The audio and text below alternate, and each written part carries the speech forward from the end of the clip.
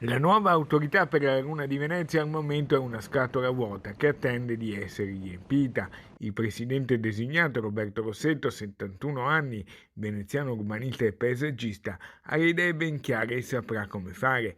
Parla così ai microfoni di Antenna 3 Media Nord-Est. Volevo ringraziare il ministro Salvini e il sindaco Gugnaro della fiducia nel indicarmi.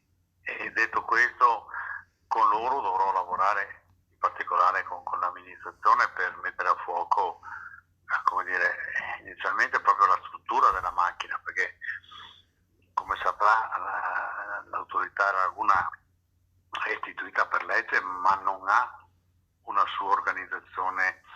C'è un tempo amministrativo impegnativo prima di metterla a fuoco. La nomina dovrà ora passare al vaglio delle commissioni parlamentari. L'auspicio è che la nuova autorità sia operativa per l'estate 2024. Da subito ho fatto lo statuto perché sennò non sappiamo esattamente di cosa stiamo parlando e deve essere poi approvato dal Ministero. E già questo è un passo chiave.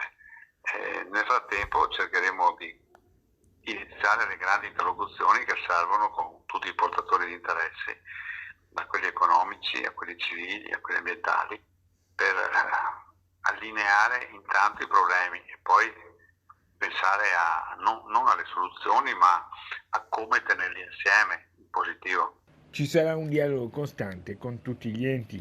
C'è una relazione diretta proprio nella istituzione dell'autorità, quindi l'autorità portuale che ha una sua piena autonomia deve però interloquire direttamente con l'autorità che diventa in un certo senso la cabina di regia verso il